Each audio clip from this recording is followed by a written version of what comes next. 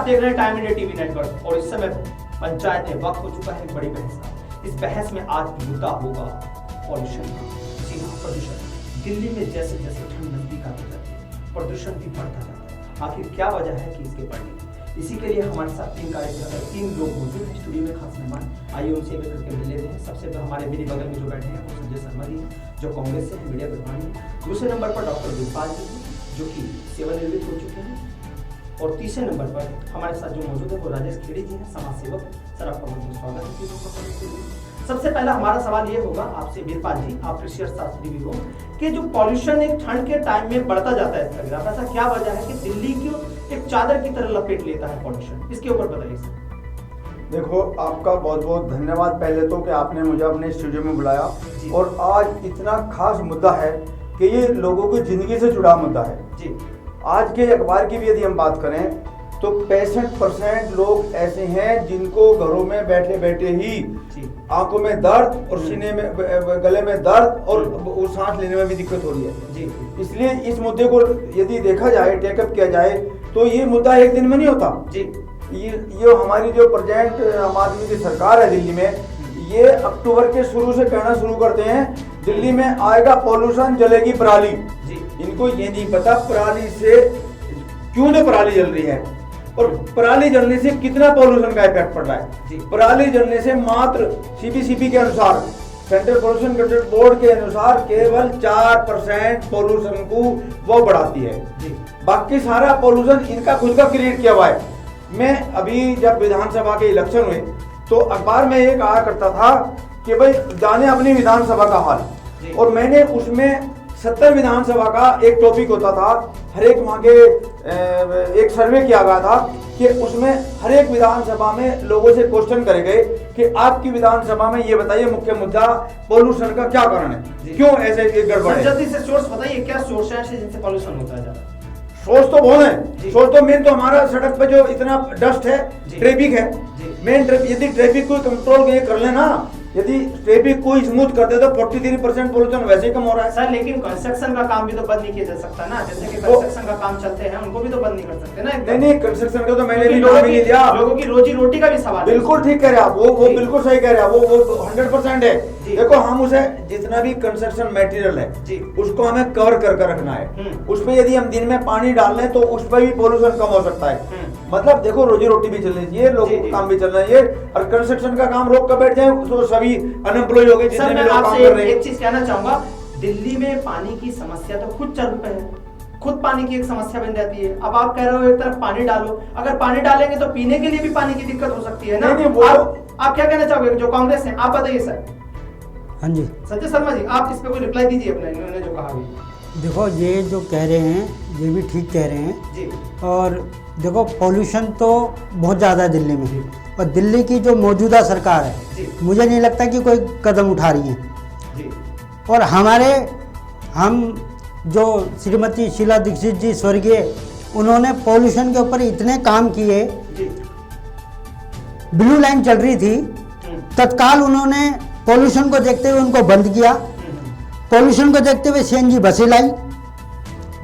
उद्योग कंपनियां जो कमर्शियल एक्टिविटी चल रही थी, जो पॉल्यूशन धुआं फैला रही थी, उनको दिल्ली से बाहर ना करके बॉर्डरों पे उनको स्थानांतरित किया गया, उनको जगह दी गई। काफ़ी उससे बहुत फर्क पड़ा। वन क्षेत्र में बहुत काम किया, जगह जगह पार्क बनाए, फुहारे बनाए, और काफ़ी उन्होंने जब जाके थोड़ा बहुत कंट्रोल हुआ।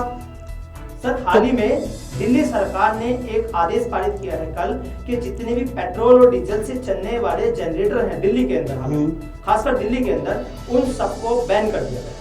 इमरजेंसी सेवा को छोड़कर इमरजेंसी सेवा बहाल रहेगी, वो चालू रहेगी लगातार। तो इसको आप कैसे देखते हैं? क्या इससे कोई आम जीवन पर प्रभाव पड़ेगा या पॉल्यूशन को कुछ निजात मिलेगी लोगों को पॉल्यूशन से? नहीं, पॉल्यूशन से तो निजात मिलनी चाहिए। डीजल क्या है कि मेन तो डीजल जो गाड़ियां जो बंद करी, नहीं गाड़ियां नहीं सर, हाँ देख, जनरेटर है, डीजल है। डीजल से तो पोल्यूशन फैलता है, आपको पता है। और आजकल एक नई वो आई है कि सीएनजी से भी चल रहे हैं, तो डीजल से ना चला के सीएनजी यूज करें, उसमें बहुत फर्क पड़ेगा। तो हमारी पूर्व मुख्यमंत्री हमारी स्वर्गीय श्रीमती शीला जी जी ने काफी अहम मुद्दे उसको किए और काफी अहम कदम उठाए हैं, और उससे बहुत पॉल्यूशन काफी काम किया था। केजरीवाल ने तो उन कामों को भी मेंटेन नहीं कर पा रहे हैं। उन कामों को भी बल्कि डेस्ट्रॉय कर दिया केजरीवाल ने। केजरीवाल का तो कोई काम, मैं आपको बताना चाहूंगा, ये बार बार ये कह रहे हैं पराली पराली पराली। जी बताइए। देखो पराली से मैंने आपको बताया कि 4% पोल्यूशन कुल फैलता है। अच्छा, बाकी 20% तो आपके ट्रैफिक टू व्हीलर ही हैं, और 43% जितनी भी आपकी गाड़ियां हैं ना, बड़ी बड़ी गाड़ियां, गाड़ियों के कारण जो देखो ट्रैफिक जैसा चल रहा है, और ट्रैफिक में बार बार 10 किलोमीटर की स्पीड पर ट्रैफिक चल रहा है, और डस्ट बहुत है रोड पे, उसके कारण पोल्यूशन सबसे अधिक है। ट्रैफिक यदि 20 किलोमीटर, 25 किलोमीटर, 30 किलोमीटर, 40 किलोमीटर की स्पीड पर चलेगा, गाड़ी बार बार नहीं रुकेंगी, बार बार हॉर्न नहीं बजाएगा, बार बार इसको रेस नहीं देंगे गाड़ी को, तो पोल्यूशन कम होगा। लेकिन इन्होंने तो वही कंट्रोल नहीं किया।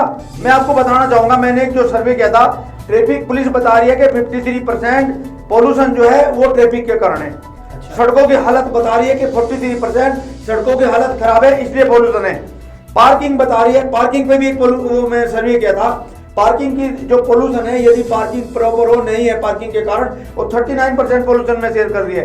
पीने के पानी की समस्या के कारण 37% है। और अतिक्रमण, जितने भी रोड पे एनक्रोचमेंट हैं, देखो कितनी दूर तक एक दुकानदार है, आधे रोड तक सामान पड़ा है, एक गाड़ी दूसरी के बराबर में निकल नहीं सकती, वो खड़ा, उन्होंने एनक्रोचमेंट कर दिया है, वो गाड़ी भी जा रहा बार बार, जिम्मेदारी बनती है ना एनक्रोचमेंट को हटाना, ये तो एमसीडी की जिम्मेदारी। दिल्ली सरकार का काम है ये, दिल्ली सरकार का काम, और क्या दिल्ली सरकार का काम है। एमसीडी के अंडरटेकन आती है ये चीजें, और करोड़ पे गाड़ी खड़ी करना है। संजय शर्मा जी जल्दी से इस पे अपना रिएक्शन दीजिए। देखो एमसीडी के अंडर में आती हैं ये जो बाहर जो इंक्रोचमेंट करते हैं, लेकिन जब तक दुकानदार, देखो मैं बताऊंगा, जब तक दुकानदार अपना सामान बाहर नहीं लगाएगा तो बिकेगा कैसे? और आते हैं एमसीडी वाले, आते हैं बेचारे अपने 2 या 3 फुट में सामान लगा के रखते हैं, डिस्प्ले करते हैं सामान की, और वो जब तक दिखेगा नहीं तो बिकेगा नहीं। लेकिन वो आते हैं एमसीडी वाले, आते हैं मोटे मोटे चालान कर जाते हैं, तो ये गलत है। चालान करना, उनको तंग करना दुकानदारों को, कोरोना काल में वैसे काम धंधे नहीं है, और एमसीडी वाले आके मोटे मोटे 50-50, 2-2 लाख के चालान कर रहे हैं। राजेश खेड़ी जी जल्दी से इस पे अपना रिएक्शन दीजिए आप भी। ऐसा है सर, सबसे पहले हम बताना चाहेंगे कि 5 तरह से प्रदूषण हमें तंग करता है, और 5 तरह इसलिए कि वायु से, जल से, जमीन से, और इन दिक्कतों को खत्म करने के लिए हमने सबने सहयोग करना पड़ेगा। उसमें दिल्ली सरकार जो बैठी है आज, उसकी तो सबको दिखाई दे रही है, उसकी तो जो आज झूठ पे झूठ बोले जा रहे हैं वो दिखाई दे रही है। उसके उपरांत एमसीडी में भी सरकार जो निगम में बैठी है बीजेपी की, ये जब दोनों सरकार का दायित्व तो दिल्ली के अंदर है, तो दिल्ली का जो प्रदूषण है उसकी तरफ भी, और जो दिल्ली के निवासी उसकी तरफ भी, तो दोनों का वहां पे प्रभाव होना चाहिए। लेकिन वो एक दूसरे का नाम लेने पे लगे हैं, वो संविदा का ध्यान नहीं दे रहे।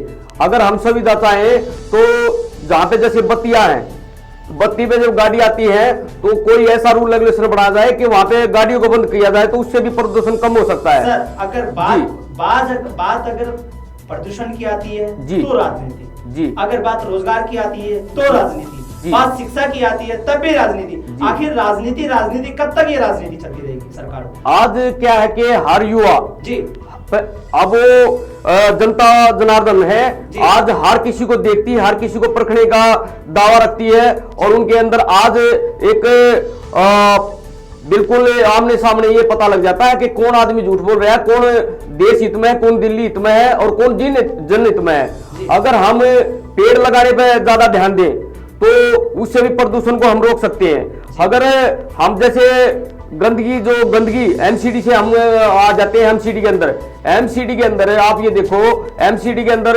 सफाई करने के लिए, बड़े बड़े जमुना जी की सफाई करने के लिए, जल को साफ करने के लिए, एरिया को साफ करने के लिए करोड़ों रुपए का टेंडर दे देते हैं। लेकिन जो सफाई सैनिक है, जो देश का असली सैनिक है, अगर सफाई सैनिक को, कच्चे कर्मचारियों को पक्का किया जाए, क्षेत्रफल को देखते हुए उनकी भर्ती की जाए, उनको सब सुविधा दी जाए, वहां करोड़ रुपए ना लगा के अगर अपने सफाई सैनिकों पे करोड़ों रुपए लगाएं, तो दिल्ली सरकार और केंद्र इसमें निगम में बैठी सरकार। आपका सुझाव ये है कि अगर सफाई कर्मचारियों को बढ़ावा दिया जाए तो पॉल्यूशन को कंट्रोल किया जा सकता है? बिल्कुल किया जा सकता है। तो आप ये चीज ठीक है। आप एक बात और बताइए सर, आजकल जो अभी हाल ही में दिल्ली सरकार ने एक बात लागू की है कि किसी भी रेड लाइट पर जाकर के गाड़ी को जहां भी रेड लाइट होगी उसको आपको बंद करना होगा और उसके बाद जब रेड लाइट ऑन हो जाएगी तब आपको गाड़ी चालू करनी है। इस पर आपका क्या कमेंट होगा? एक चीज और देखने को मिली थी और सुनने को मिली थी और एक रूल रेगुलेशन बनाया था। एक तो ये बनाया था कि जो पुरानी गाड़ी है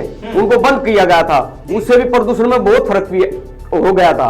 और एक रूल रेगुलेशन ऐसा आया था कि जो पेट्रोल की जगह पे डीजल की जगह पे जो सीएनजी लागू की थी तो उससे भी बहुत फर्क पड़ा था। और आज जो टारगेट है जो एक जनहित बताने के लिए टारगेट है, क्योंकि आज है ना सांस लेने में दिक्कत है छोटे बच्चों को, बड़े बच्चों को, और जो बुजुर्ग हमारे माता पिता उनको आज हर जगह पे उनको याद बीमारी क्यों है। आज किसी हॉस्पिटल में चले जाओ आप, उसी में लाइन लगी रहती है। ये कारण क्या है? ये प्रदूषण का तो कारण है, क्योंकि कहीं ना कहीं इसकी जिम्मेवार दिल्ली सरकार है। राजेश खेड़ी जी 50 साल से ऊपर के, 60 साल से ऊपर के जितने भी जी लोग हैं, जब वो बुजुर्ग घर से बाहर निकलते हैं तो उनको सबसे ज्यादा सांस लेने में तकलीफ होती है। बिल्कुल सर। या और तरह की दिक्कतें होती हैं जी। मतलब कहीं ना कहीं पॉल्यूशन उनको परेशान करता है जी। और इससे लड़ने के लिए सरकार तरह तरह की स्कीम चला रही है। हाँ। लेकिन फिर भी निजात नहीं मिल पाती। लेकिन सुनिए सर, जी जी, अब आम आदमी पार्टी इसका आरोप लगाती है सिद्धि पंजाब पर कि वो लोग, और हरियाणा पर कि वो लोग पराली जलाते हैं जिससे हरियाणा में पॉल्यूशन होता है। आपका इस पे क्या राय है? ये है ना एक जुगला राजनीति जुगला बता दिया इसको। हाँ, क्योंकि पता है होता क्या सर, जब कोई कानून पास करना होता है, जब इन्हें अपना तजूरी भरनी होती है तो कागज में तो उस कानून को लागू करते हैं लेकिन फील्ड में वो लागू नहीं हो पाता। और यही कारण है कि आज ये स्थिति पैदा दिल्ली में बार बार हो जाती है, सर्दी में ज्यादा हो जाती है, क्योंकि कागज कार्रवाई में तो पूरा प्रक्रिया दिखा देते हैं अपनी कि हमने ये रूल रेगुलेशन बना दिया है, ये सिस्टम बना दिया है प्रदूषण को रोकने के लिए या किसी सिस्टम को रोकने के लिए, लेकिन वो कागज तक सीमित है, वो फील्ड में सीमित नहीं है। फील्ड में जब तक नहीं होगा, जब तक इसका कंट्रोल नहीं हो पाएगा सर। जी, आप बीरबल जी, आप अपनी राय दीजिए इस पर।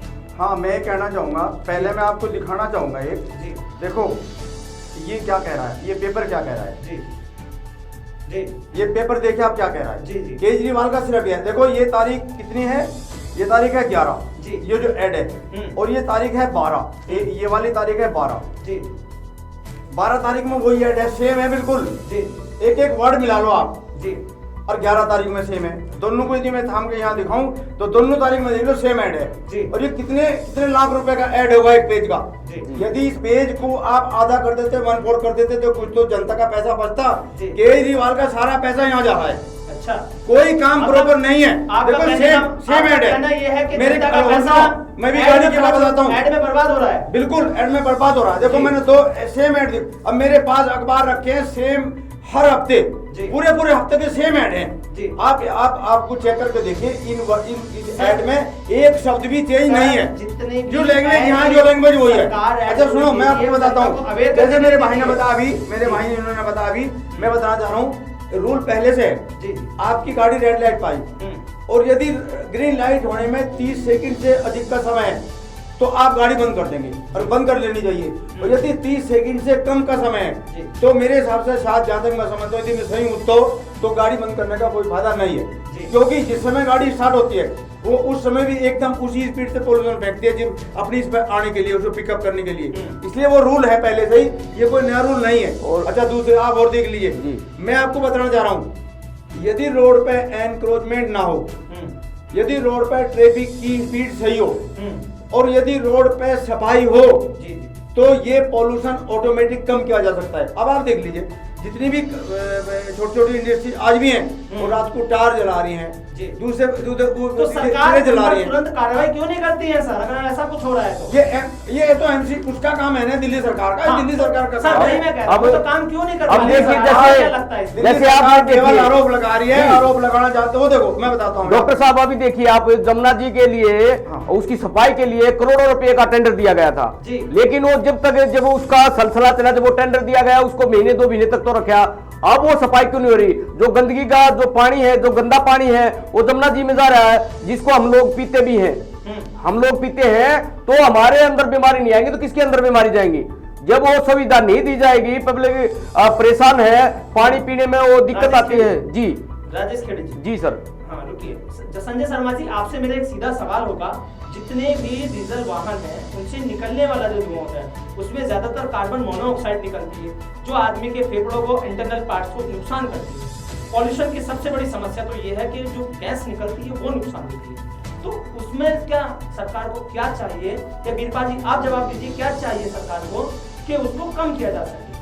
देखो मैं आपको फिर बताता हूँ, दोबारा बताता हूँ जी, नंबर वन, टाइम खत्म होने वाला है। यदि आप ट्रैफिक की स्पीड और इस ट्रैफिक की स्मूथ कर दें जी, तो जहां तक मैं समझ पा रहा हूँ 10 से 15% सर इतनी बड़ी ऑटोमेटिक ये कम हो जाएगा। शहर को मेन ट्रैफिक है। अच्छा देखो जैसे ये हवा मजा रहे ना, पराली पराली पराली पराली जलेगी, अक्टूबर में आएगा पराली जलेगी, नवंबर आएगा पराली जलेगी। अरे यार इनको यही नहीं पता हमारे देश में किसानों के बहुत चालाकी होते हैं। मैं आपको बताना चाह रहा हूँ, वही तो बता रहा हूँ। देखो किसान इतना मजबूर है, किसान कोई जानबूझ के थोड़ी पराली जला रहा है भाई। मार्जिनल स्मॉल फार्मर, जैसे मैंने आपको टीवी पे पहले भी बताया है कि मार्जिनल जो फार्मर्स है उसके पास 1 हेक्टेयर से कम जमीन है और वो आज उसका खेत में से धान कटा है और वो कल उसने हार्वेस्टिंग थ्रेसिंग सब कर ली और तीसरे चौथे दिन उसको अपने उसमें गेहूं की फसल लगानी है जी, तो वो तुरंत सोचता है कि भाई मेरा खेत खाली हो, मैं असली फसल लगाऊं। उसके पास ना तो पराली रखने के लिए जगह है, ना बेचारे के ऐसे भाई सोर्सेज है कि उस पराली को एडजस्ट कर सके, तो अल्टीमेटली वो मजबूरी में उस पराली को जलाता है। तो किसान को यदि केजरीवाल चाहे उस पराली को खरीद ले, ठीक है, बहुत बड़े काम है, बहुत जगह काम आती है। ये जो अभी पूसा इंस्टीट्यूट का कह रहा है, पूसा इंस्टीट्यूट, ये प्रॉपर पूसा इंस्टीट्यूट का नाम भी नहीं ले पा रहे, पूसा रिसर्च इंस्टीट्यूट कह रहे हैं। उनकी टेक्नोलॉजी पे चल रहे हैं, ठीक है, लेकिन उससे भी मैं बता रहा हूँ पोल्यूशन की जो इन्होंने काम करा, अभी हरियाणा के काम में छिड़कना शुरू करा मटेरियल, उसको 4 कैप्सूल 1 हेक्टेयर जमीन में लगते हैं, वो उसमें टाइम लगता है, वो भी 25 दिन से पहले पराली नहीं गला पाती। 25 दिन तक किसान इंतजार करेगा अपने खेत को खाली करने की। भाई ये तो केजरीवाल के पास तो टेक्नोलॉजी, वो तो खुद कहता, बल्कि अभी पिछले साल इन्होंने कुछ व्यापारियों को नवरत्न पुरस्कार बांटे थे। और उसमें पूरी बात सुनो प्लीज। और उसमें क्या था, उसमें सब लोग किसान को छोड़ के सब थे दूसरी कास्ट के। उसने कहा भाई व्यापारी लोगों, किसान, बिजनेसमैन भाइयों, मैं आपको दर्द को समझ सकता हूँ क्योंकि मैं भी उसी व्यापारी वर्ग से आता हूँ। अरे किसान को तो ये जानता ही नहीं क्या होता है, किसान को तो समझते नहीं क्या होता है। एक रट लगा रखी उन्होंने बराबर, पराली पराली पराली। अरे पराली तो मजबूरी है उसका काम, पराली तो खरीद लो ना, आप खरीदो पराली को, पराली क्यों जलाएगा किसान? हो गया पूरा, ठीक है बीरबल जी, बहुत बहुत धन्यवाद आपका अपने थैंक यू साहब, धन्यवाद। ज्यादा खबरों के लिए टाइम इंडिया टीवी पर बने रहिए और देखते रहिए हमारे साथ बहस और पंचायत में बड़ी खबर।